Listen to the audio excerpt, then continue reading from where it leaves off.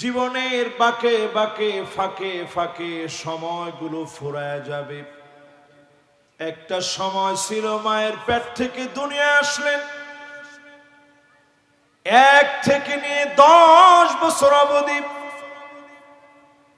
মায়ের পেট থেকে দুনিয়া আসার পর থেকে 10 বছর অবধি এই সময়কে আরবিতে বলে সবিউন, শিশুকাল। এই সময়ে মালিক কলমটা বন্ধ রাখেন, হিসাবের খাতা আল্লাহ বন্ধ করে রাখেন, হিসাবের কলম চালু করা হয় নাই। এমন সময় আমাদের অনেকের জীবন থেকে চলে গেছে। এরপরে একটা সময় আসবে 10 থেকে নিয়ে 15 বছর। এই সময় আরবিতে বলে গোলামুন, বালেগ হওয়ার সময়। আপনার আমার বালেগ হওয়ার সময় চলে আসবে, হিসাবের খাতাটা লেখা শুরু হয়ে যাবে। হিসাবের দরপত্র খাতা আল্লাহ রাব্বুল আলামিন শুরু করায় দিবে। এরপরে আসবে 15 থেকে 40 বছর। এই সময় আরবিতে বলে শাবাব,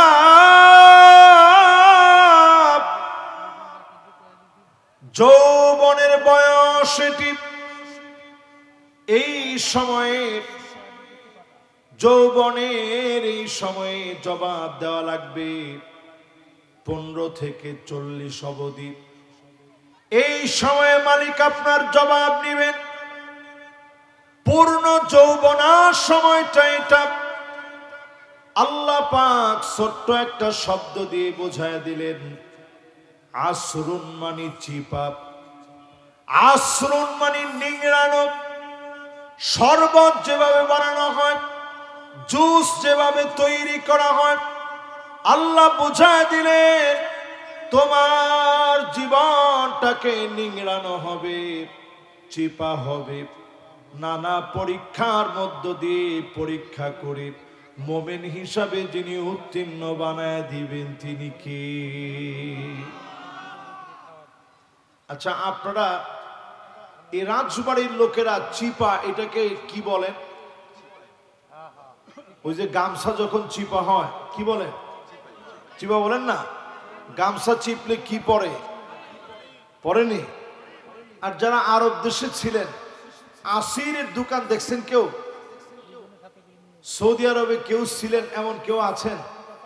মাশাআল্লাহ, আসিরের দোকান দেখছেন কি করে? ফল রে চিপে। যারা দেশে আছেন, রমজান মাসে আপনারা দেখবেন আখের রস আমরা কেমনে বানাই? আখ চিনেন তো? এটাকে আপনাদের এলাকায় কি বলেন? কুশাইর বলে, অনেক জায়গায় আখ বলে, অনেক জায়গায় গ্যান্ডারি বলে। এটাতে যখন চিপা হয় তখন রস বের হয় না? আল্লাহ পাক ছোট্ট শব্দ দিয়া বোঝায় দিলেন তোর জীবনটাকে চিপা হবে, নিংড়ানো হবে, জেল হবে, জুলুম হবে, নির্যাতন হবে, ফাঁসির মঞ্চে যাওয়া লাগবে। ছোট্ট এই জীবনের হিসাব নিকাশ মিটিয়ে দিয়ে আপনাকে যিনি সফল বানায় দিবেন তিনি কে? আমার রাসূলের জীবনে কত কষ্ট গেছে। এর সামান্য কষ্ট আল্লাহ তাআলা আমাদেরকে পেতে দেয় না নবীর দোয়ার কারণে। কি পরিমাণ কষ্ট নবীজির জীবনে গেছে, দু একটা উদাহরণ শোনেন। তায়েফের ময়দানে তিনবার নবীজির জ্ঞান হারিয়ে গেছে। মাথা তোলা মাত্র আবার পাথর নিক্ষেপ করেছে, আমার নবীর জ্ঞান হারায় গেছে। আবদুন ওয়া হুররুন, একজন স্বাধীন আর একজন পরাধীনকে নিয়ে নবীজি দ্বীনের দাওয়াত দিয়েছেন।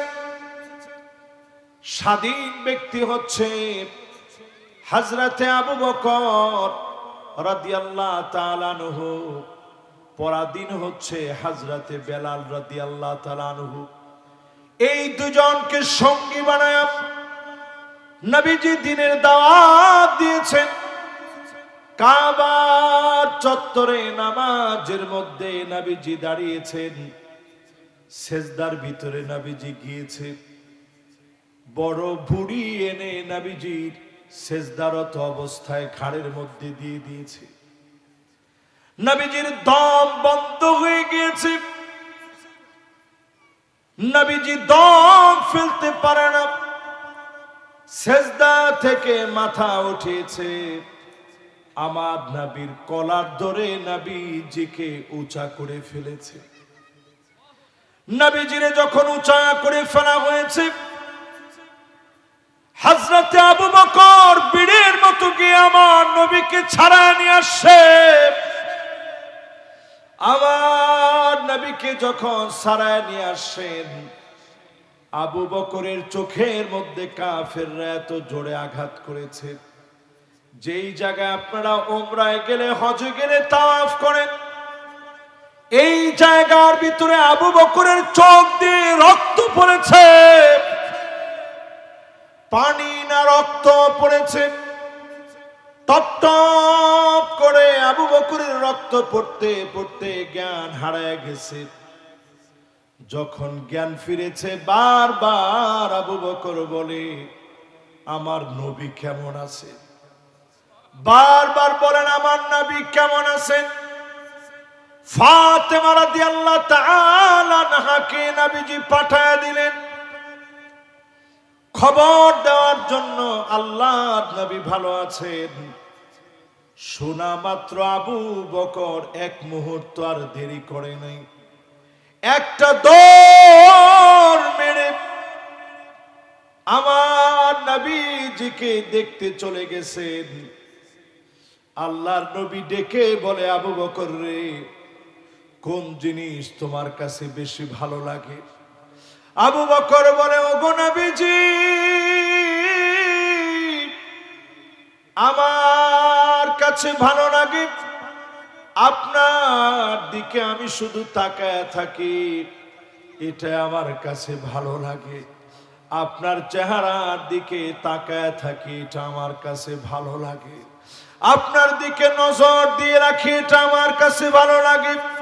এই কথা আল্লাহ এমন ভাবে কবুল করলেন, অন্য সবাই হিজরত করে চলে গেলেন। আবু বকরকে যিনি নবীজির সঙ্গী বানায় দিলেন, তিনি কি? মাত্র 3টা আয়াত, শব্দ 14টি। এর মধ্যে প্রথম শব্দ হচ্ছে ওয়াল আসর।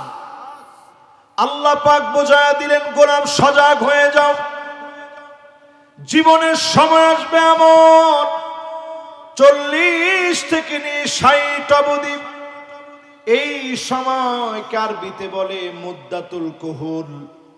চোখের নিচে কালো দাগ পড়ে যাবে, চোখটার নিচে কালো দাগ পড়ে যাবে।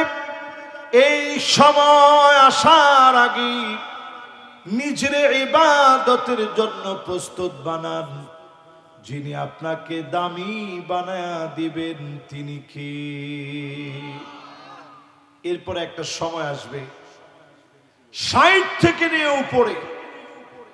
আমি জানি না ব্যাপারী সাহেবের বয়স কেমন হয়েছে, 78 বছর, 60-এর উপরে না নিচে।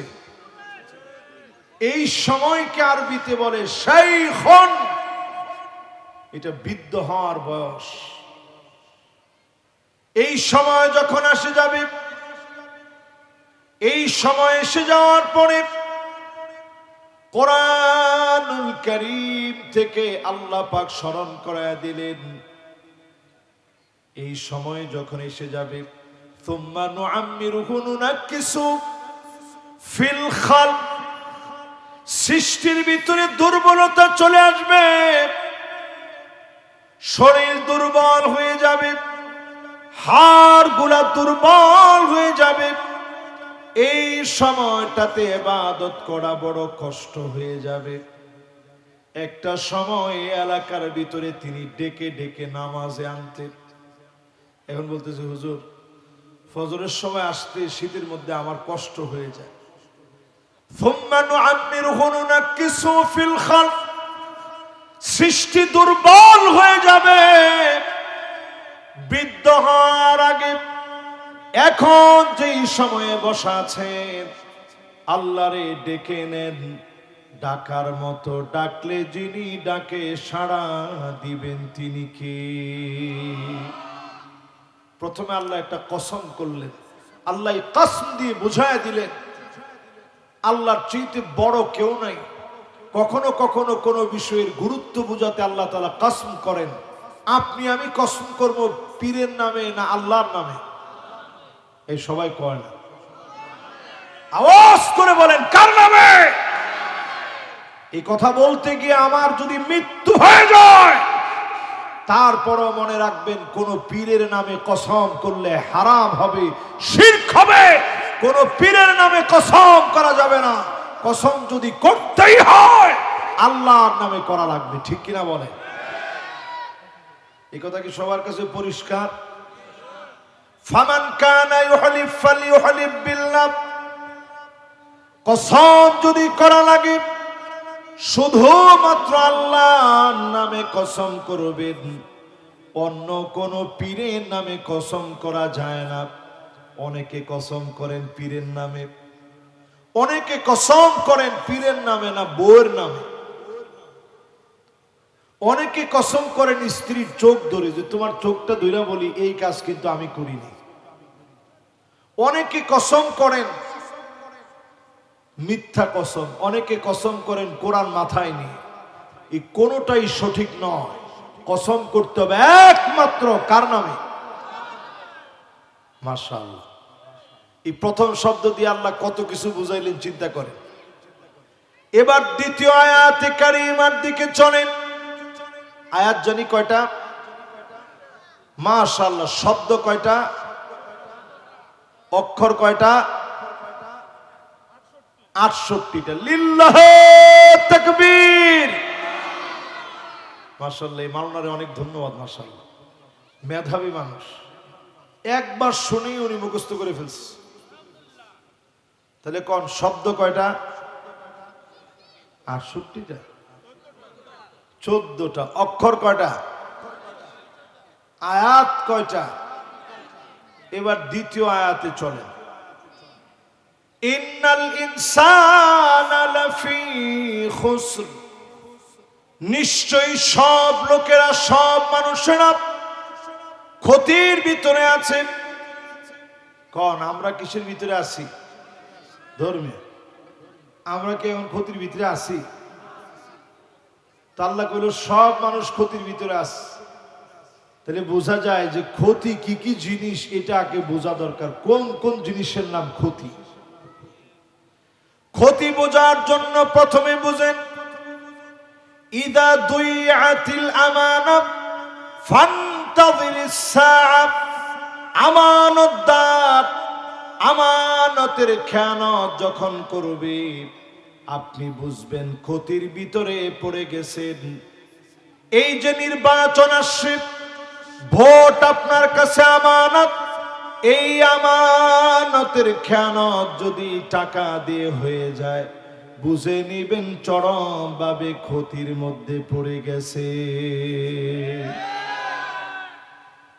ঠিক তো খালি কয়টা লোক কইলো, বাকিরা কি কয়? আমি হাদিস দিয়ে বুঝাই দেওয়ার পরও আপনাদের কাছে মনে হইতেছে যে কিরে হুজুরে ক্ষতি বলতে কি বুঝাইলো? স্পষ্ট ক্ষতি হচ্ছে আমানতের খেয়ানত। আপনি যদি আমানতের খেয়ানত করেন আপনি ক্ষতির ভিতরে। মাথার গিলুটারে যদি গরুর গিলুর চাইতে কম দামে বিক্রি করেন আপনি ক্ষতির ভিতরে পড়ে গেছেন। না ঠিক এখন কইেন না। ঠিক যদি আপনারা নাও বলেন, একটা গরুর গিলু যদি রাজবাড়ি ব্যাপারী বাড়ায় যদি একটা বড় গরু জবাই করা হয়, গিলু বিক্রি হবে না হইলেও 1000 টাকা, কিন্তু মাংসের গিলু বিক্রি হয় মাত্র 500 টাকা। এজন্য ন্যায় ইনসাফের জন্য যেই লোকটা যোগ্য, যারে দিয়ে কাজ হবে, চাঁদাবাজি সন্ত্রাস মুক্ত এলাকা গড়ার পথে যারা কাজ করবে, আমানতদারিতার সঙ্গে তার পক্ষে আমার থাকা লাগবে। আপনারা ঠিক কইছেন তো? বুঝে শুনে কয়ে। এবার আসেন আমার ভাইরা, 2 নাম্বার একটা ক্ষতি সম্পর্কে শোনাই। ইদা তুখিজাল ফাইয়ুদ ওয়ালা, রাষ্ট্রীয় সম্পদ যারা মেরে খাবে, জনগণের টাকা যারা লুটপাট করবে, আপনি বুঝে নেবেন ক্ষতির ভিতরে জনগণ ঢুকে গেছে। কি ঠিক? এরকম আসতে না জোরে জোরে সরে কোন ঠিক? এবার 3 নাম্বার ক্ষতি শোনেন। হাত্তা তুত্তাখাদাল মাসাজিদু তুরুকা, মসজিদের সামনে দিয়ে হেঁটে হেঁটে চলে যাবে, নামাজ পড়বে না, এমন মুসলমান সারা বাংলাদেশে থাকলেও ব্যাপারী পাড়ার ভিতরে একেবারে নাই। মাশাআল্লাহ, এই তো ওয়াজ বুঝে ফেলছেন মোটামুটি।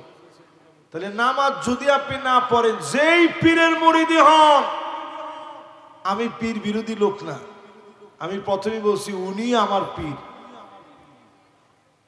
তো আমি তো পীর বিরোধী লোক না, হুজুর আমার পীর। আমি পীরের বিরুদ্ধে জিন্দিগিতে কোথাও এক শব্দ বলি নেই। কিন্তু যদি আপনি পীরের দরবারে যান, নামাজ না পড়েন, ওই পীর এবং মুরিদ দুইজনেরই আমি বিরোধী। ঠিক কিনা বলেন?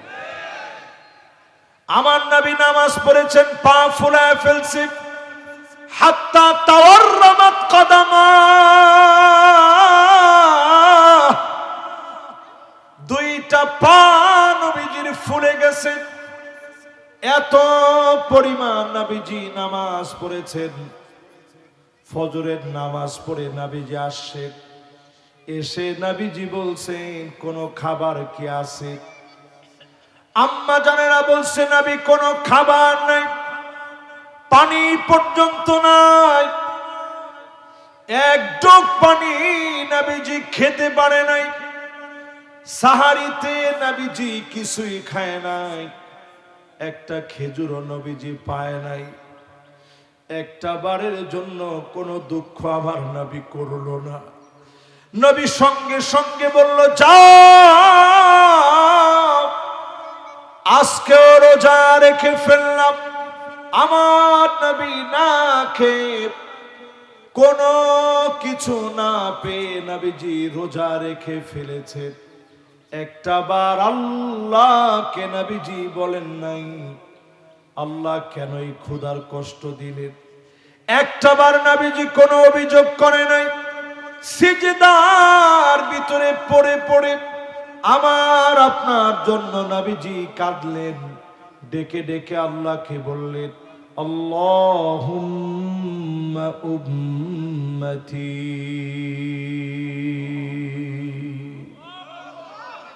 ও আল্লাহ আমার উম্মত, আমার উম্মত। আম্মা জান আয়েশা বলেন, আমি প্রায় রাতে কান্নার আওয়াজে আমার ঘুম ভেঙে যেত। কি হয়েছে? এত লম্বা সেজদা দিয়ে কাঁদতেছেন কেন?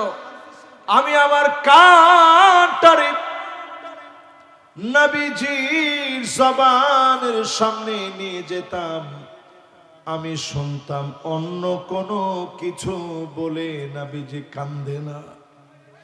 নবীজি কান্দে আর বলে, আল্লাহুম্মা উম্মতি,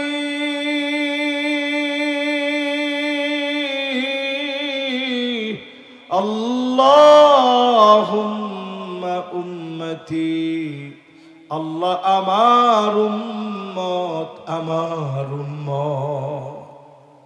বলেন নবী কাঁদছেন কাদের জন্য? একটু মহব্বত নিয়ে বলেন, কাদের জন্য কাঁদছেন? এই আমাদের জন্য নবীজি সেজদায় গিয়ে কাঁদছেন। সেই সেজদা দেওয়া নবীর উম্মত। এখন আমরা নামাজ পড়ি না। আজকে সালাতুল আসর আমি দেখব কয়জন নবীর উম্মত হয়েছেন। এই মসজিদের ভিতরে এইখানে ইনশাআল্লাহ নামাজ হবে, মসজিদে নামাজ হবে।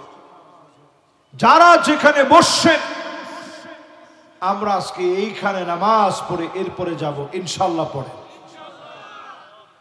ক্ষতি থেকে বাঁচার জন্য ক্ষতিরে চিনেন, নবী জীবনের এমন দৃশ্য দেখবা, হাত্তা তাদু তরিবালিয়া তুনিসাই দাউসিন, কোমর দোলায়া মেয়েরা নাচবে, অশ্লীলতা সয়লাভ হয়ে যাবে। এখনকার সময়ে হিসাব মিলায় দেখে, সংস্কৃতির নামে নাচানাচি, গান বাজনা, মিউজিক বেড়ে গেছে। এর মানে বোঝা যায় চরম ক্ষতির ভিতরে এখন আমরা হাবুডুবু খাচ্ছি, ঠিক কিনা বলে? এরপরে আরেকটা ক্ষতি বলি, পঞ্চম নাম্বার ক্ষতি। এরকম 10টা বলার চেষ্টা করব, 5টা গেলে আরো 5টা বাকি আছে, শুনবেন তো ইনশাল্লাহ। পঞ্চম নাম্বার ক্ষতিকে চিনেন? ছেলে মেয়ে হয়ে যাবে, মেয়ে ছেলে হয়ে যাবে। এটা বর্তমানে রেইনবো কমিউনিটি নামে সারা ওয়ার্ল্ডকে এখন এই কমিউনিটির আন্ডারে আনতে চাচ্ছে। ছেলে মেয়ে হয়ে যাবে, মেয়ে ছেলে হয়ে যাবে, যার যেটা মন চাবে। জেন্ডার আল্লাহ কর্তৃক নির্ধারণ হবে না। আপনি আপনার মন মস্তিষ্ক প্রসূত জ্ঞান দিয়ে নিজের মনে চাচ্ছে যে আমি এখন মেয়ে সাজার মতো চলবো, তো আপনি কানের ভিতরে দুল পরবেন, বুড়ুটা প্লাগ করবেন। এরপরে আরো কিছু আনুষঙ্গিক পরিবর্তনের মধ্য দিয়ে আপনি ছেলে হয়েও মেয়ে হওয়ার চেষ্টা করবেন। এরকম এখন সমাজের ভিতরে আছে না নাই? টিকটক, ফেসবুক, বিভিন্ন ইনস্টাগ্রামে যেই ভিডিওগুলো, সামাজিক যোগাযোগ মাধ্যমে যে ভিডিওগুলো আপলোড হয়, অসংখ্য ভিডিও আপনারা দেখবেন মেয়ে হওয়ার পরেও লিপসিং মিলাচ্ছে ছেলেদের, ছেলে হওয়ার পরেও লিপসিং ঠোঁট মিলাচ্ছে মেয়েদের। এই যে আমাদের ভিতরে ছেলে মেয়ে হয়ে যাওয়ার প্রবণতা, মেয়ে ছেলে হয়ে যাওয়ার প্রবণতা, এই ক্ষতি আমাদেরকে জাহান্নামের দিকে নিয়ে যাবে। প্রিয় ভাইরা আমার, 6 নম্বরে নবীজি সতর্ক করে গেলেন, হাত্তা ইয়াকতুলা জারহু, প্রতিবেশীকে মেরে ফেলবে, জুলুম করবে, জালেম হয়ে যাবে। রাজবাড়ির অবস্থা জানি না, বিভিন্ন জায়গার ভিতরে আমরা যেন জালেম না হই। আজকে একটা হৃদয় বিদারক ঘটনা দেখলাম। এক ভাই তার ছোট্ট সন্তানটারে দেখতে আসছে। সারা বাংলাদেশে এই ঘটনাটা ভাইরাল হয়েছে। ছোট্ট সন্তান মারা গেছে, প্যারোলে মুক্তি নিয়ে দেখতে আসবে, তারে দেখতে আসতে দেওয়া হচ্ছে না। তার স্ত্রী মারা গেছে। কোন একটা লোক, আওয়ামী লীগ করো, যে দল করো, তার একটা ছোট্ট ছেলে যদি মারা যায়, সে দেখার কি অধিকার রাখে না? আরে কথা বলে না, রাখে না? যে দল করুক, আপনার সঙ্গে জুলুম হয়েছে। আমরা এমন দৃশ্য দেখেছি, ফাঁসি দেওয়ার পরে অ্যাম্বুলেন্সের মধ্যে আঘাত করা হয়েছে। ঠিকটা কিন্তু আপনার ঠিকের মতো বললেন না।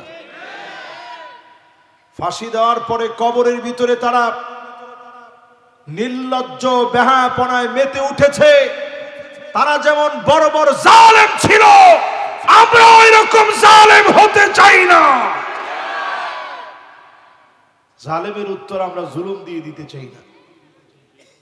একটা মানুষ সে বিপদে পড়ছে, তার জন্য যেন আপনার চোখ দিয়ে পানি আসে, আপনি যেন নবীর উম্মতের পরিচয় দিতে পারেন। নবীজি যদি সেই দিন চাইতেন, যেদিন মক্কায় ঢুকছেন, সবগুলা কচু কাটা করতে পারতেন। আল্লাহর নবী সবাইরে বুকে টেনে আগলে রেখে বলছেন, লা তাসরিবা আলাইকুমুল ইয়াওম, আমি নবী 13 বছরের প্রতিশোধ নেব না, 10 বছরের হিজরতের প্রতিশোধ আমি নবী নেব না। আমি নবী ফিরে আসছি মক্কায়, সব মাফ করে দিলাম। নবীজি সব মাফ করে দিয়েছেন। জোরে করে আল্লাহু আকবার। প্রিয় ভাইরা আমার, জুলুম ছেড়ে দেন। ইত্তাকুল যুলম ফাইন্নায যুলমা যুলুমাতুন ইয়াওমাল কিয়ামাহ। এরপরে নবীজি বলেন, ক্ষতির ভিতরে আছো, বুঝবা কেমনে? ভাই ভাইকে মেরে ফেলবে সামান্য সম্পদের জন্য।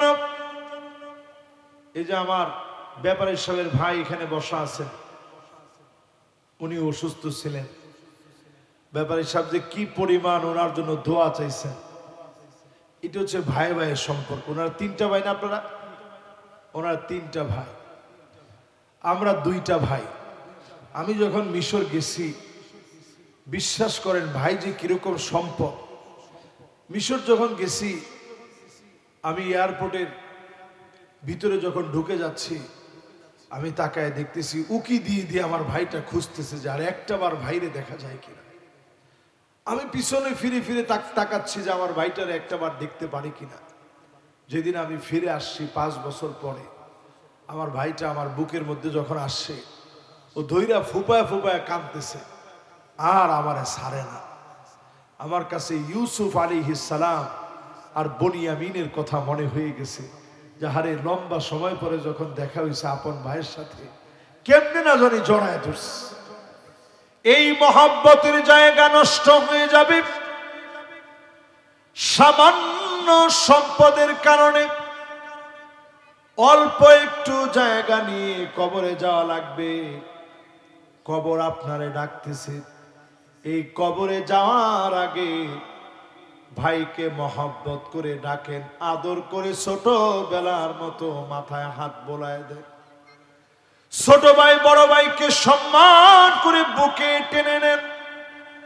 এই মহব্বত যদি না থাকে, লাইলাতুন নিসফি মিন শাবান, শাবানের মধ্যরাত আসবে, শবে বরাত আসবে, রাত জেগে আল্লাহর কাছে মাফ চাবেন, মাফ হবে না। হিংসুকের কোনো মাফ হবে না। হিংসা মন থেকে ঝেড়ে ফেলে দেন। যার জন্য হিংসা মনে আসে, তার নাম ধরে দোয়া করেন, আল্লাহ অমুক ভাইটাকে আল্লাহ আপনি দিয়েছেন, আরো বেশি দেন, আরো বেশি কল্যাণ দেন। আল্লাহ বাড়িটারে আরো সুন্দর বানায় দেন, ছেলেটারে নেককার বানায় দেন। অন্যের জন্য দোয়া করলে ফেরেশতারা আপনার জন্য দোয়া করবে। যিনি দোয়া কবুল করে নেবেন তিনি কে? এর পরের অংশে রাসূল বলছেন, ক্ষতি থেকে বাঁচার জন্য এই বিষয় জানতে হবে। এমন একটা সময় আসবে তোমরা দেখবা, নবীজি বলছেন, হাত্তা ইয়াকতুলা আবাহু, বাপরে সন্তান মারবে, মায়েরে সন্তান মারবে। এমন সময় চলে আসে বাপেরে ধমক দিয়া কথা বলে।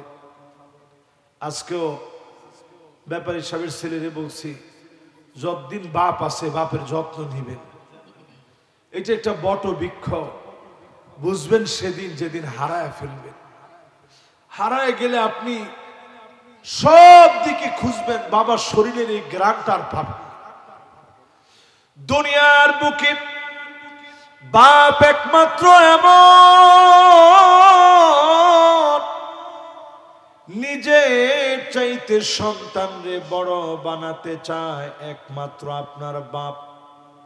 এই বাপের সঙ্গে যদি নমনীয় হয়ে কথা বলেন, মাথা নিচের দিকে নামায়া যদি কথা বলেন, মায়ের সঙ্গে ঘাড় নামায়া যদি কথা বলেন, যিনি আপনার উপরে খুশি হয়ে যাবেন তিনি কে? এই যে লাইলাতুন নিসফি মিন শাবান, শাবানের মধ্যরাত, শবে বরাতে আমরা কান্নাকাটি করি। যেই ছেলে মা বাপের সঙ্গে বেয়াদবি করে, ওই ছেলের মা শবে বরাতে হবে না। আকুম লিওয়ালিদাই, পিতা মাতার কাছে আগে হাত ধরে মাফ চান, পা ধরে মাফ চান, যে আব্বা মাফ করে দিয়ে, অনেক অন্যায় করছি, বেয়াদবি করছি, আপনার কষ্ট বুঝি নাই। কত ছেলে ধমক দিয়া কয়, তোমার কাছ থেকে পাইলাম কি? এই যে কথাটা আপনি কইলেন, বাপ তখন বদদোয়া দেয় না, বাপ কখনোই বদদোয়া দেয় না। বাপ তখন সাধারণভাবে একটু মিলায় যে আল্লাহ কতদিন বাজার থেকে হেঁটে হেঁটে আসছি, পিঠটা ঘাইমা গেছে, কার জন্য হাঁটলাম? শুধু আমার ছেলেটার জন্য হাইটে আসছি, 2টা টাকা বাঁচাবো বলে। ঠিক নেই? কত বাপ নতুন একটা জামা কিনে না। আমি যখন মিশর পড়তে গেছি, আমার আব্বা একটা মাদ্রাসার মুহাদ্দিস, কামেল মাদ্রাসা, নয়াটুলা ইউএন কামেল মাদ্রাসা। ওই মাদ্রাসা আমার দাদা করছেন, অনেক প্রাচীন একটা মাদ্রাসা। কিন্তু সেইখানে শিক্ষক হওয়া সত্ত্বেও আব্বা আমারে বলছে, বাজান যা লাগে আমারে বলবা, যদি না পারি আমি জায়গা জমি বিক্রি করে হলেও তোমার যা লাগবে দিব। এরপরও ছেলে তুমি কষ্ট করো। এরকম অনেক রাত গেছে, কিছু না খায় ঘুমাইছে। তখন মনে হয়েছে যে বাপ না কইছে কিছু যদি কষ্ট লাগে বাপেরে জানাইতে, কিন্তু লজ্জায় জানাই নেই। কিতাব কিনে ফেলছি, খাবারের জন্য কষ্ট করছি। আজকে আল্লাহ সে কষ্ট দূর করে দিচ্ছে। একটা কিতাব কেনার কারণে পুরা মাসের টাকা চলে গেছে। রাত্রেবেলায় কিছু পাই নাই, খাইতে পারি নাই, না খাইয়া ঘুমাইছিলাম।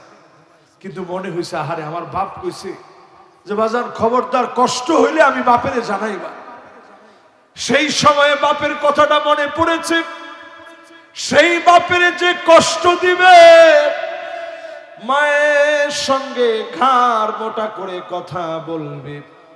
মনে রাখবেন, মা বাপ যদি বেনামাজি হয়, মা বাপ যদি খারাপ চরিত্রের হয়, মা বাপ যদি সুদখোর হয়, তারপরেও খারাপ ব্যবহার করা যাবে না। কোরআন স্পষ্ট করে দিয়েছে, ওয়াসাহিবুহুমা ফিদ দুনিয়া মা'রুফা। সুন্দর করে কথা বলা লাগবে, আচরণ এত সুন্দর হওয়া লাগবে মা বাপ যেন খুশি হয়ে যায়। জোরে করে আল্লাহু আকবার। প্রিয় ভাইরা আমার, এই পর্যায়ে যারা চলে আসছি, বাপ হয়েছি, তারা তো বাপ হয়ে সন্তানের সঙ্গে সুন্দর আচরণ করবই। এখনো যারা বাপ হই নাই, বিয়ে করার নিয়ত করেছি, নেককার দেখে বিবাহ করবেন। কোন কেমন বিবাহ? নেককার বিবাহ করবেন। 2 নাম্বার, ছেলের সুন্দর নাম রাখবেন। সেন্টু মিন্টু নাম না রাখা, পিন্টু নাম না রাখা সুন্দর নাম রাখবেন। 3 নাম্বার, সন্তানকে ছোটবেলা থেকেই আল্লাহকে চিনাবেন। জোরে করে আল্লাহু আকবার। এইবার ক্ষতিকে চিনেন আমার ভাইয়েরা। নবী আলাইহিস সালাতু ওয়াস সালাম 7 নম্বরে নবীজির হাদিস শুনেন, ক্ষতি কাকে বলে। নবীজি বলেন, এমন দৃশ্য দেখবা, হাত্তা ইয়াকসুরাজ জালাজিল, হাত্তা তাকসুরাজ জালাজিল, একটার পর একটা ভূমিকম্প হবে। আমার ভাই বলতেছিল 21শে নভেম্বর ঢাকার ভিতরে যে ধাক্কা লাগছে, 5.7 মাত্রার ধাক্কা লেগেছে। যদি এই ধাক্কা 5.7 না হয়ে 7.5 হতো, আমি হয়তো এতক্ষণে কবরে থাকতাম। কত বিল্ডিং গুলা সব সেজদায় পড়ে যেত। এরপরেও তো ভাই নামাজি হতে পারে নাই।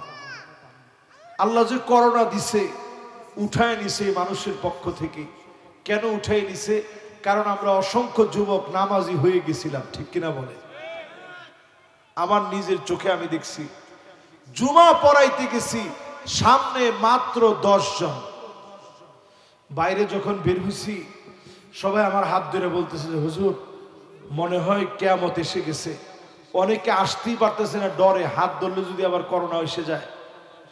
দূরে থেকে থেকে কাঁদতেছে আর বলতেছে হুজুর মনে হয় কিয়ামত চলে আসছে, হুজুর মনে হয় কিয়ামত চলে আসছে। কিন্তু সেই মানুষেরাই এখন আমরা আল্লাহকে ভুলে গেছি। এই দেশ থেকে আল্লাহ করোনা উঠায় নিছে।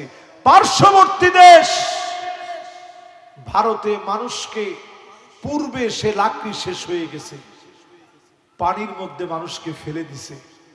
সারা দুনিয়ার বিশেষজ্ঞরা বলেছিল বাংলাদেশের জায়গায় জায়গায় লাশ পড়ে থাকবে, একটা জায়গায় লাশ পড়ে থাকে নাই। বাংলাদেশের দরদি ইমামরা, আলেমেরা মানুষকে দাফন করেছে, জানাজা পড়িয়ে। সন্তান না থাকলেও আলেমরা পাশে থেকে দাফন কাফন করেছে, ঠিক কিনা বলে? প্রিয় ভাইরা আমার, বন্ধুরা আমার, যারা আজকের মাহফিলে আসছেন, ক্ষতি থেকে বাঁচার জন্য সিদ্ধান্ত নেন, নামাজের দিকে আসেন, আল্লাহ আযাব উঠায় নিবে। 24 ঘন্টার ভিতরে 94 বার এই পৃথিবীর ভিতরে ভূমিকম্প হয়েছে অল্প কয়দিনের ভিতরে। মস্কারি মনে করেন না। এই জায়গা যদি ফাট ধরে যায়, আপনি ঘরের ভিতরে থাকবেন কেমনে? ঢাকা যদি বাংলাদেশ থেকে আলাদা হয়ে যায়, 100 বছরের জন্য দেশটা পিছায়া যাবে, দুর্ভিক্ষ লেগে যাবে এই দেশের ভিতরে। আপনি আপনার ফসল বেচবেন কই? যেটা আপনার এই এলাকায় নাই ওইটা কিনবেন কি দিয়া? টাকা, ব্যাংকিং ব্যবস্থা সব মুখ থুবড়ে পড়বে, কারেন্ট গুলা সব আমাদেরকে সালাম দিয়ে বিদায় নিবে, কিচ্ছু থাকবে না। আপনার ওয়াইফাই, ইন্টারনেট সব মুখ থুবড়ে পড়বে।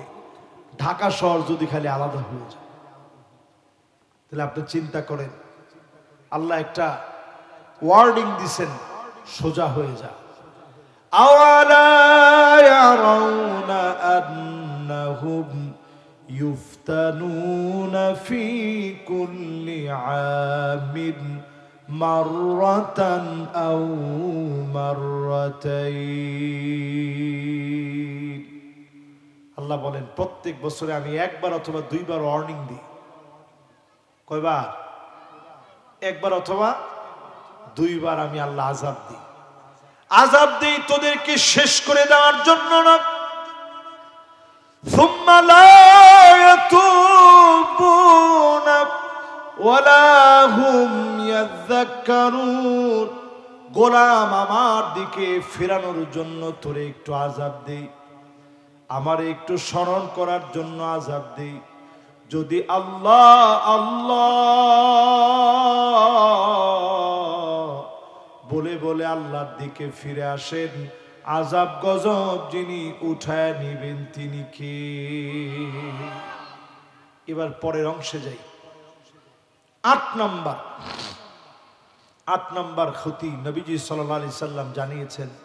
8 নাম্বার ক্ষতি হচ্ছে আমার আপনার জীবনে পরম ক্ষতি। নবীজি স্মরণ করিয়ে দিছেন, শুনে রাখো উম্মতেরা, সময় আসবে এমন তোমার জুতার ফিতা পর্যন্ত কথা বলবে। এখনই আপনি হাতের ঘড়িটার দিকে তাকায় দেখেন, স্মার্ট ওয়াচ। যুবক কার কার আছে একটু হাত তুলে তো দেখি। এই যে মাশাআল্লাহ, পড়াশোনা তুমি একটু দেখাও, সবাই একটু দেখো। দেখছেন? This is call smart watch. মাশাআল্লাহ। আর কার কার আছে দেখি? আরে আমার নিজেরও আছে। এই তো মাশাআল্লাহ, তোমারও আছে। তুমি একটু দাঁড়াও তো বাজান। মাশাআল্লাহ, তোমার বয়স 11 বছর হবে না? বসে। তুমিও? এটার মধ্যে মোবাইল দিয়ে কথা বলা যায় না? আরে যায়, ওর মাথা নাড়াইছে, জি হুজুর যায়। একটু কানেক্ট করে নেওয়া লাগে। রাসূল আজ থেকে 1500 বছর আগে বলছেন, জুতার ফিতা কথা বলবে। গড়ির ফিতা যদি এখন কথা বলতে পারে, জুতার ফিতা কথা বলা কি বাকি আছে? অলরেডি অ্যাডিডাস এখন হাতে নিয়েছে প্রকল্প। সামনে তারা এমন জুতা বানাবে, এটা ডিটেক্টর হিসেবে কাজ করবে, এটা ফোর্সের কাজ করবে, এটা যারা মানুষকে গার্ড দিবে ওরা এটা ডিটেক্টর হিসেবে ব্যবহার করবে। সামনে কোনো বিপদ থাকলে সিগন্যাল দিবে যে এই জায়গায় গ্যাদারিং আছে, বোমা আছে, এই জায়গায় যায় না। এরকম ডিটেক্টর সরাসরি জুতার ভিতরে থাকবে। জুতা সিগন্যাল দিবে প্রত্যেকের কানের ভিতরে, হাতের ভিতরে। আপনি চিন্তা করেন, রাসূলুল্লাহ সাল্লাল্লাহু আলাইহি সাল্লাম 1500 বছর আগে বলে গেছেন, এই প্রযুক্তিগুলা চলে আসা মানে আপনি প্রযুক্তির ভিতরে যেন একেবারে ঢুইকা আখিরাত ভুলে না যান। যারা ভুলে যাবেন, মহা ক্ষতির ভিতরে আপনি পড়ে গেছেন। ঠিক কিনা বলেন? নবীজির পরে বলেন 10 নম্বর ক্ষতি শুনেন। নবী আলাইহিস সালাতু ওয়াস সালাম বলেন এমন ক্ষতি আসবে। সবাই বসেন, ওযু করার সময় আমরা দিব ইনশাআল্লাহ। কেউ মনে করেন না যে ওযু ছাড়াই এখানে ইনশাআল্লাহ আমরা নামাজ পড়ে ফেলবো, না, হারাম, ঈমান নষ্ট হয়ে যাবে। আমরা ইনশাআল্লাহ ওযুর সময় দিব একেবারে ফ্রেন্ডলি। আপনারা ইনশাআল্লাহ ওযু করে এসে নামাজ পড়বেন, পারবেন না ইনশাআল্লাহ? আমরা কয় নাম্বার ক্ষতি বলতেছিলাম? 10 নাম্বার ক্ষতি। আহা, একটু মিলায় দেখেন সব কেমনে নবীজি বললেন আর সব মিলে যাচ্ছে। নবীজি বললেন এমন সময় তোমরা দেখবা যেই সময়ে ইয়াতাসাফাদু ফিত তরিক তাসাফুদাল হামির। নবীজি বললেন মানুষ নির্লজ্জ হয়ে যাবে, বেহায়া হয়ে যাবে, পশুর মতো চলবে। এমন নির্লজ্জ বেহায়া মানুষ এখন আছে না? না, কোন আছে? হয় নাই, আছে। কি পরিমাণ নির্লজ্জ আমরা হইছি একটু নিজেরা চিন্তা করেন। রাস্তায় রাস্তায় এখন বেহায়াপনা। টিকটক এখন রাস্তা রাস্তায় চলে। নাচ গানরে আমরা কিছু মনে করি না। প্রত্যেকের ঘরে ঘরে এখন মিউজিক ঢুকে গেছে। যাদের হাতে হাতে এখন স্মার্টফোন আছে, নবীজি বলছেন একটা ফিতনা আসবে, নাম হবে দোহায় মা। এই ফিতনার পরের দিনই দাজ্জাল আসবে। এখন পরের দিনটা কত লম্বা হবে মুহাদ্দিসিনে কেরাম বলতেছেন 1000 বছরও হইতে পারে, কা আলফি সানাতিন মিম্মা তাউদ্দুন, আরো বেশিও হইতে পারে। এটা আল্লাহ তাআলা জানেন। তবে একটু হিসাব করে দেখেন, এই যে মোবাইলটা আসছে, এই মোবাইলের ভিতরে কি পরিমাণ মিউজিক। মা নামাজ পড়তেছে, 2 বছরের বাচ্চা, ওরে মোবাইলটা দিয়ে গেছে, ও মোবাইলে মিউজিক বাজাচ্ছে, তালে তালে ও চুপ করে আছে। এরকম ঘটনা এখন আছে না নাই? রসুল এই ফিতনার নাম দিচ্ছেন দোহায় মা। কোন কিনা? আবার কেউ গিয়া মেয়ের নাম রেখে ফেলায় না যে হুজুরে খুব সুন্দর একটা নাম কইছে দোহায় মা, আজকে থেকে আমার মেয়ের নাম রাখলাম দোহায় মা।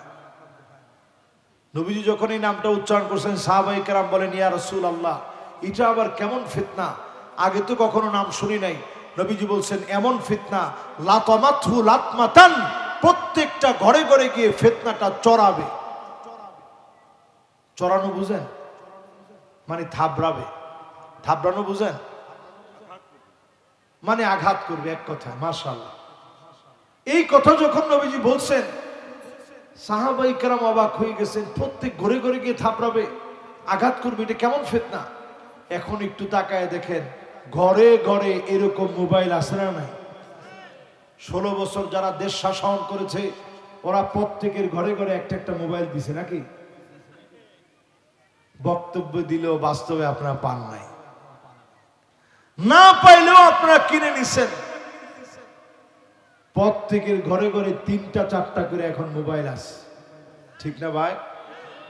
এই জন্য আমার ভাইয়েরা, সব ক্ষতি থেকে বাঁচার জন্য আল্লাহ পাক 4টা ফর্মুলা দিলেন।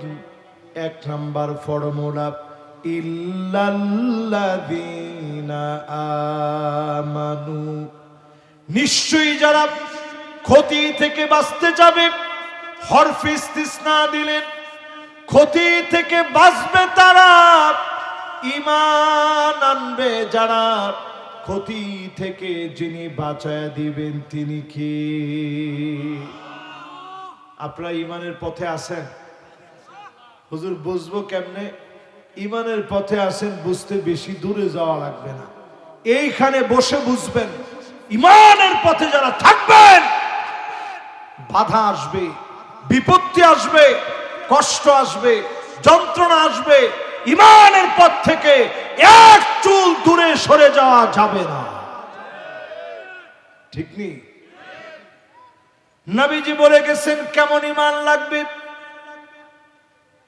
নবীজি বলেন, মান ক্বালা লা ইলাহা ইল্লাল্লাহ খালিসান মিন কলবিহি আও নাফসিহি, মন থেকে যারা কালেমা পড়বে, ওদের ঈমানটা এত মজবুত হবে, নবীজি সেদিন আমার আপনার জন্য দাঁড়ায় থাকবে, শাফাত করবে। নবী যেদিন শাফাত করবে, দলে দলে যিনি ডেকে ডেকে জান্নাতি বানায় দিবেন তিনি কি? আমাদের অনেকের ঈমান শেষ হয়ে গেছে, খবর নাই। এই জন্য ঈমানের একটা প্যারামিটার আছে। সর্বনিম্ন ঈমানের প্যারামিটার হচ্ছে প্রতি রাতে ঘুমানোর সময় অন্তত স্মরণ করবেন কয়টা ভালো কাজ করছেন, কয়টা মন্দ কাজ করছেন। ফাআনতা মুমিন, ইদা সাররাতকা হাসানাতুক ওয়া সাআতকা সাইয়্যাতুক ফান্তা মুমিন। নবী জীবনের প্রত্যেক দিন যদি ভালো কাজ আপনাকে ভালো লাগায়, মন্দ কাজের কারণে মনের ভিতরে যদি ব্যথা লাগে, ফাআনতা মুমিন, আপনি মুমিন। নবীজি বললেন প্রতি রাতে ঘুমানোর আগে একটু মনে করে ঘুমান, চোখ দিয়ে পানি গুলা ছেড়ে দেন। 1-2 ফোঁটা পানি যদি চোখ দিয়া গড়ায়া পড়ে, হতে পারে আইনানে লা তামাসসুহুমান নার, ওই দিনের কান্না মালিকের কাছে এমন কবুল হয়ে যাবে, জাহান্নামের আগুন যিনি হারাম বানায় দিবেন তিনি কে? শেষ ঘুমের আগে একটু নিজের চোখ দিয়ে যেন পানি ঝরে। এই জন্য প্রত্যেক দিন একটু না একটু কাঁদবেন, চুপচাপ একটু মোরাকাবার হালতে থাকবেন। নামাজের পর দৌড় দিয়ে বের হয়ে চলে যায় না, চোখটা বন্ধ করে একটু মোরাকাবার হালতে চিন্তা করবেন, আল্লাহ কত গুনাহ করছি আজকে। ঘুমাতে গেলে চক্ষুটা বন্ধ করে চিন্তা করবেন, আল্লাহ কত বড় বড় গুনাহ করে ফেলছি, আল্লাহ আমি নালায়েক। মাশাআল্লাহ, ভাইরা ওযু করে চলে আসছে, লিল্লাহ তাকবীর। আজকে নামাজ হবে ইনশাআল্লাহ, ইনশাআল্লাহ কম। প্রিয় ভাইরা আমার, তিনি ঈমান আছে কিনা কোন প্যারামিটারে দেখবো? ঘুমানোর আগে একটু মাপবেন, আল্লাহ আমি কি ভালো কাজ বেশি করতে পারছি, মন্দ কাজ কি কম হয়েছে, আল্লাহ আজকে কি গুনার কাজ একটু কমাইতে পারছি। এরকম যদি মনে করে ঘুমাইতে পারেন, দেখবেন ইনশাআল্লাহ আপনার ঘুমটা শেষ ঘুম হয়ে গেলে যিনি মাফ করে জান্নাতি বানায় দিবেন তিনি কে? আমার যুবকরা, আমার মুরব্বীরা, আমার বাবাজিরা, আজকে থেকে প্রতিদিন ঘুমের সময় এটাকে বলে আত্মসমালোচনা। সবাই কোন কি সমালোচনা? ঘুমের সময় আত্মসমালোচনা করবেন। আমরা আত্মসমালোচনা করি না তো, আমরা আরেকজনের সমালোচনা করি। চায়ের দোকানে বসে আরে সে একটা মানুষ হইল, আত্মসমালোচনা করেন। গীবত বাদ দিয়ে আত্মসমালোচনা করেন। আপনি নিজে নিজের প্রশ্ন করেন, আমি কত খারাপ, আল্লাহ তুমি ছাড়া তো কেউ জানে না। হযরতে আবু বকরের মতো সাহাবী, কেউ যদি ওনার সামনে প্রশংসা করে ফেলতেন, আমরা প্রশংসা শুনতে খুশি হই। আমরা যদি আমাদের নামের আগে বড় বড় টাইটেল বলে, আমাদের মনটা খুশি হয়ে যায়, বাপরে বাপ আমি তো বিরাট আলেম, আমার নামে যে প্রশংসা শুরু হয়েছে, আহা। অথচ আবু বকর রাদিয়াল্লাহু তাআলা আনহুর মতো সাহাবী, উনার সামনে প্রশংসা হলে তিনি বলতেন, আল্লাহর কাছে কায়দা কায়দা বলতেন, আল্লাহুম্মা লা তুআখিযনি বিমা ইয়াকুলুন।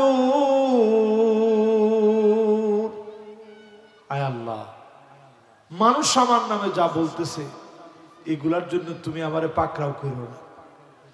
ওয়াগফিরলি মা লা ইয়ালামুন, আমার কত অন্যায় আছে দুনিয়ার কেউ জানে, মালিক সেই অন্যায়গুলার কারণে আমি আবু বকরকে তুমি পাকড়াও করো না। আয় আল্লাহ, সেগুলা তুমি মুছে দাও। ওয়াজআলনি খায়রাম মিম্মা ইয়াযুন্নুন, মানুষ যেমন ধারণা করে তার চাইতে আমারে সেরা বানায় দাও। আমিও আল্লাহর কাছে বলি, আল্লাহ লোকেরা নেককার মনে করে ওয়াজ করতে আমাদেরকে নিয়ে আসে, আমরা কেমন কেবলমাত্র আল্লাহ আমি নিজে জানি। আল্লাহ আপনি মেহেরবানি করে নেককারদের, আল্লাহ নেককারদের দলে, নেককারদের সাথে আমাদেরকে শামিল করে নিয়েন, পড়েন আমিন। প্রিয় ভাইরা, ঈমান আছে কেমনে? এই প্যারামিটারের পরে আল্লাহ তাআলা বলছেন ওয়া আমিলুস সালিহাত। ঈমান আছে বুঝবা কেমনে?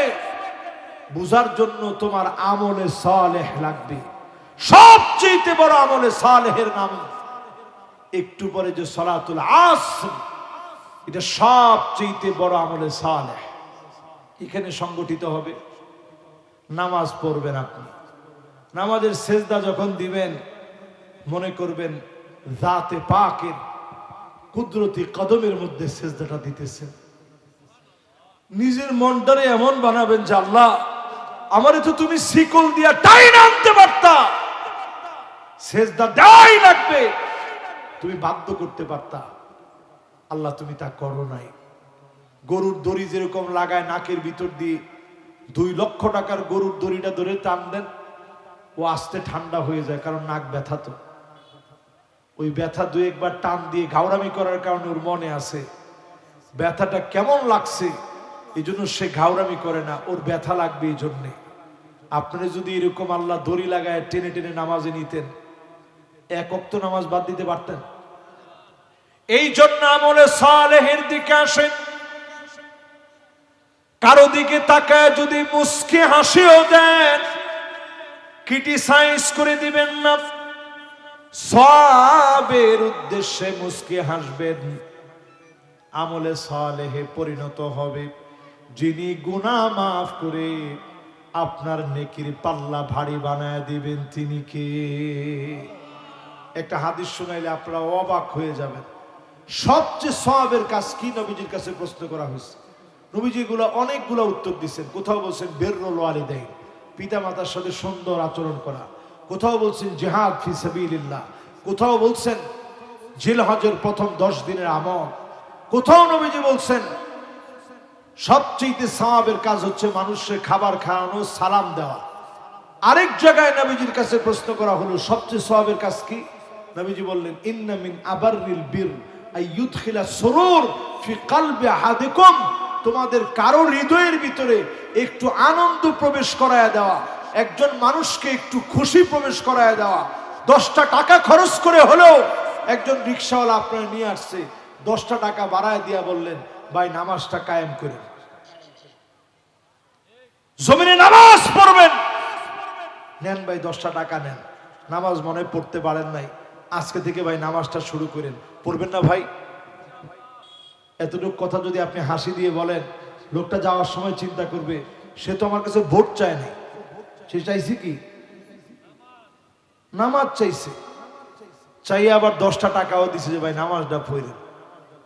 আল্লাহ এত ভালো মানুষ এখনো আছে, এই যে আপনার জন্য একটু দোয়া করে দিছে, ওই দিনের সবচেয়ে সওয়াবের কাজ হিসেবে এই 10 টাকা দানের কাজটা সবচেয়ে সওয়াবের কাজ হিসেবে আল্লাহর আদালতে গণ্য হয়ে যাবে। জোরে কোন আল্লাহু আকবার। আল্লাহ পাক শুধু মায়া করতে চান, আল্লাহ শুধু দয়া করতে চান। এই মাহফিলে যারা বসেন, হতে পারে সবাই আল্লাহ আজকে মাফ করে দিবেন। আল্লাহ পাকের মহব্বতে যারা বসেন, নিয়ত করে ফেলছেন আমলে সালেহ করবেন। রমজান আমাদের অত্যাসন্ন, এই যে আমরা শাবানে প্রবেশ করে ফেলছি, রমজানের আর বাকি নাই, অল্প গেলেই রমজান পেয়ে যাব। জানি না কে কে হায়াত পাবো, কে কে পাবো না। আল্লাহর কাছে যদি আজকে বসে বসে নিয়ত করেন, আল্লাহ এবারের রমজানে অনেক অনেক আমলে সালেহ করব, নেক কাজ করব, ভালো কাজ করব, এবারে রমজানকে নিজের জীবন পরিবর্তনের জন্য কাজে লাগাবো। যদি আপনি নিয়ত করতে পারেন, একদিকে নিয়ত করবেন, অন্যদিকে যিনি গুনাহ মাফ করে দিবেন তিনি কে? আজকে যদি নিয়ত করতে পারেন, আল্লাহ ফেরেশতাদেরকে বলবে উক্তব, ফেরেশতারা লেখো। আল্লাহ কি লিখবো, এখনো কিছু করে নাই, শুধু নিয়ত করছে। আল্লাহ বলবেন লেখো, কাতাবাল্লাহু লাহু হাসানাতান কামিলা, পুরা সওয়াবের কাজ করলে যেমন সওয়াব হবে, এর চাইতে বেশি সওয়াব বান্দার আমলনামায় আল্লাহ দিয়ে দিবে। হযরত ওমর রাদিয়াল্লাহু তাআলা আনহু বলেন, আল্লাহু আতিয়াব ওয়া আকসার, আল্লাহ এর চাইতে বেশি দেন। আমি যেটা ভাবি এর চাইতে বেশি আল্লাহ দিবেন। শুধু নিয়ত করেন, নিজের পরিবর্তন করবেন। পারবো না ইনশাআল্লাহ? মা বোন সহ যারা শুনছি, সবাই আমরা আজকে থেকে আমলে সালেহ করব, নেক কাজ করব। ঘরে গিয়ে আগে সালাম দিবেন, স্ত্রীর সালামের অপেক্ষা দরকার নাই, বিসমিল্লাহ বলে ঘরে পা দিবেন। স্ত্রীকে দেখে মুস্কে হাসি দিয়ে কথা বলবেন, আবার বেশি মুস্কে হাসি দিয়েন না, তাহলে আবার হিতে বিপরীত হবে। এরপরে স্ত্রীর নাম ধরে ডাকবেন, অসুস্থ হলে সেবা করবেন, চোখে পানি আসলে নবীজি 2টা আঙ্গুল দিয়ে মুছে দিতেন, নবীজি ঘুরতে নিয়ে যেতেন, সুন্নত গুলো আদায় করেন, ঝাড়ু দিয়ে দিতেন, তরকারি কেটে দিতেন। এই কাজগুলো জীবনে না করলে একদিনের জন্য হইলেও করেন। নবীজি এই কাজগুলা করছেন। এবার মা বোনদের কাজ কি? মা বোনদের কাজ সারাটা জীবন লাগায়া স্বামীর সন্তুষ্টি অর্জন করেন, এটা আপনার জান্নাতের চাবি হবে। জোরে করে আল্লাহু আকবার। কোন মহিলা যদি মারা যায়, স্বামী যদি বলে আমি তার উপরে খুশি ছিলাম, আল্লাহ মালিক খুশি হয়ে যাবে। এবার কয়জন মহিলার উপরে খুশি একটু মিলায় নেন। আমার অনেক মা বোন আসছেন, আপনারা মডেলদের পিছনে দৌড়ান, আপনারা যেই সমস্ত মডেলদের পিছনে দৌড়ান তারা পশ্চিমাদের পিছনে আপনাদেরকে দৌড়াচ্ছে। আপনাদের দৌড়ের কোনো শেষ হবে না। আজকে এই ড্রেস, কালকে ওই ড্রেস, আজকে এই ফ্যাশন, কালকে ওই ফ্যাশন, এই দৌড় দৌড় আপনাকে কবরে নিয়ে যাবে। আমরা বলবো আম্মা জানদের জীবন আদর্শের দিকে দৌড়া। কি সবর করেছেন, মুসলসল কয়েকটা মাস ছিল এমন, একদিন নবী চুলার ভিতরে আগুন জ্বললে অন্যদিন চুলার ভিতরে কোনো আগুন ছিল না। ওই কষ্টের সময় আমার কোনো আম্মা জান এমন কথা বলে নাই, নবী কেন না খেয়ে আছি, খাবার নিয়ে আসেন। নবীজির কষ্টের সঙ্গী হয়েছেন, নবীজির কষ্টের সাক্ষী হয়েছে আম্মা জান আয়েশার কাছে সাহাবায়ে কেরাম নবীজির পোশাক দেখতে চেয়েছেন। ইন্তেকালের আগে কোন পোশাক পরা ছিলেন, পোশাক এনেছেন, ওই পোশাকের ভিতরেও সেলাই করা ছিল। আপনার মনে হতে পারে নবীজির মনে হয় টাকা পয়সা ছিল না। নবীজি টাকা পয়সা চান নাই, যদি চাইতেন লাসারাল লুহুদু যাহাবা, মুখে বলা লাগতো না, অন্তরের মধ্যে যদি শুধু আসতো আল্লাহ ওহদ পাহাড়টা স্বর্ণ বানায় দেন, মুহূর্তের ভিতরে স্বর্ণ বানায় দিয়া আমার নবীজির ডান আর বাম দিক দিয়া চলা শুরু হয়ে যেত। এরপরেও নবীজি একবারের জন্য মনের ভিতরে পর্যন্ত আনে নাই। যতবার সুযোগ পেয়েছেন শুধু কেঁদেছেন আর বলেছেন উম্মতি উম্মতি। পুলসিরাতে নবীজি সেদিন কাঁদবে। কি বলে কাঁদবে একটু চিন্তা করেন। যখন তাকায় দেখবে উম্মতের হাত কেটে জাহান্নামের আগুন থাকবে, নিচের দিক দিয়া দাও দাও করে জ্বলবে। ওয়ালাহু আইনান, জাহান্নামের বড় বড় 2টা চোখ থাকবে। ওই জাহান্নাম আমাদেরকে গিলে নিতে চাবে। সেই মুহূর্তে শুধু তাকায় থাকবে জাহান্নাম, একটা একটা অঙ্গ পড়বে, দাও দাও করে জ্বালাবে। ওই মুহূর্তে নবীজি আমার পুলসিরাতের কিনারায় দাঁড়ায়া আল্লাহকে ডাক মেরে বলবে, ইয়া রাব্বি সাল্লিম, ইয়া রাব্বি সাল্লিম, ও মালিক দয়া করেন, মায়া করেন, উম্মতদেরকে শান্তি দিয়ে দেন। নবীজির দোয়ার কারণে যিনি মাফ করে দিবেন তিনি কে? শেষ দিকে চলে আসছি। সালাতুল আসর অত্যাসন্ন হয়ে গেছে। বাকি আছে আর 2টা বিষয়। এই 2টা করলে ইনশাআল্লাহ ক্ষতি থেকে বাঁচবেন। ওয়াতাওয়াসাউ বিল হক ওয়াতাওয়াসাউ বিস সবর। হকের দাওয়াত দিতে হবে, বাতিলের কাছে মাথা নত করা যাবে না। ইমামকে যদি কেউ বাধা দেয়, খতিবকে যদি কেউ বাধা দেয়, অবশ্যই প্রতিবাদ করা লাগবে। বাতিলের কাছে মাথা নত করে হকের দাওয়াত থেকে দূরে থাকা যাবে না, যাবে না, যাবে না। ঠিক নেই নাকি ভয় পেয়ে যাবেন? হক কথা বলতে গিয়ে জীবন চলে যাবে, মাথা নত করা যাবে না। হক হক হক যত কথা আসবে হকের দাওয়াত দেওয়া লাগবে, হকের পক্ষে বলা লাগবে, হক কথায় এক হওয়া লাগবে, ন্যাক হওয়া লাগবে, ঠিক কিনা বলে? এরপর আল্লাহ রাব্বুল আলামিন বলছেন ওয়াতাওয়াসাউ বিস-সাবর, পরস্পর পরস্পরকে সহযোগিতা করবে সবরের কাজে। যখনই আপনি হকের ব্যাপারে পরস্পর সহযোগী হলেন, দ্বীনের দাওয়াত দিলেন, বাধা বিপত্তি আসলো, জুলুম নির্যাতন আসলো, সবর আপনারে করা লাগবে। এই সবর যদি আপনি করেন, ইন্নামা ইউওয়াফাস সাবিরুন আজরাহুম বিগাইরি হিসাব, হিসাব ছাড়া আল্লাহ তাআলা প্রতিদান দিবেন। সবর যারা করবেন আল্লাহ হিসাব করবে না, হিসাব ছাড়া সবরকারীদেরকে আল্লাহ প্রতিদান দিবেন। জোরে করে আল্লাহু আকবার। আমি তো মনে করি এই দেশে 16টা বছর সবর করেছে বিএনপির ভাইয়েরা, জামাত ইসলামের ভাইয়েরা, এমনকি হেফাজতে ইসলামের ভাইয়েরা সবর করেছেন। শাপলা চত্বরে রক্ত দেওয়ার পর কি সবর করছে আমাদের মনে আছে না? কত আলেম জেলখানায় গেছে, সবর করছেন। মাথার নিচে বালিশ দিয়ে ঘুমাইতে পারে নাই, বোতল দিয়ে ঘুমাইছে, অনেক সবর করছে। জুলুম কাকে বলে? আল্লামা দেলোয়ার হোসেন সাইদি রহমতুল্লাহ আলাইহি এই মাটি এবং মানুষের জন্য তাফসীর অঙ্গনের রূপকার হিসেবে যে পুরস্কার, যে উপহার তিনি দিয়ে গেছেন, শেষে তিনি একটা হাসি দিছেন। আপনারা দেখছেন? ওই দিনের হাসি আমার কাছে মনে হয়েছে এই লোকটা মনে হয় আর দুনিয়ার জীবনে আর মনে হয় থাকবে না, জালেমরা মনে হয় বাঁচতে দিবে না। ওই দিনে হাসি দিছেন দুইজনের কাঁধে ভর দিয়ে। এরপরে মাগরিবের পরপরই একটা ভূমিকম্পের হয়েছে, একটা নড়ে চড়ে উঠছে। বিশ্বাস করেন আমার বুক ব্যথা শুরু হয়েছিল তখন। ওই হাসিটা দেখার পর থেকে নিজেকে ঠিক রাখতে পারতেছিলাম না। বিছানার মধ্যে শুয়ে আছি, আমি লাফায়া উঠছি যে হারে ভূমিকম্প হয়ে গেছে, মনে হয় আর উনি নাই। ফেসবুকটা খুললাম, দেখি একের পর এক পোস্ট যে আল্লামা হুজুর আর নাই, উনি চলে গেছেন।